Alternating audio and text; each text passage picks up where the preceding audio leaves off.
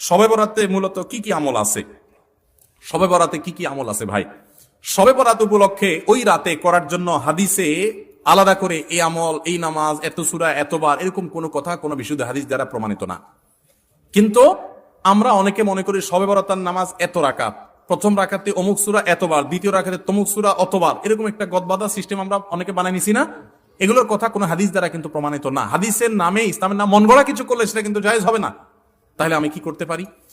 মধ্য শাবানের রাত, যেটাকে আমরা শবে বরাত বলি, এই রাতে আল্লাহ তাআলা বান্দাদেরকে সাধারণ ক্ষমা ঘোষণা করেন। এই রাতে একেবারে কোনো মর্যাদা নাই, ব্যাপারটা সেরকম না। মর্যাদা হলো যে আল্লাহ তাআলা বান্দাদেরকে সাধারণ ক্ষমা ঘোষণা করেন। তবে যার ভিতরে অন্যের প্রতি হিংসা আছে, শত্রুতা আছে, তাকে আল্লাহ মাফ করেন না। আর যে শিরকে লিপ্ত, আল্লাহ তাকে মাফ করেন না। আপনি মাজারে সিজদা করেন আর শবে বরাতে সারা রাত মসজিদে সিজদা করতেছেন আর কান্নাকাটি করতেছেন, লাভ নাই, কারণ আপনি শিরকে লিপ্ত। শবে বরাতের সাধারণ ক্ষমা বা মধ্য শাবানের রাতের সাধারণ ক্ষমার মধ্যে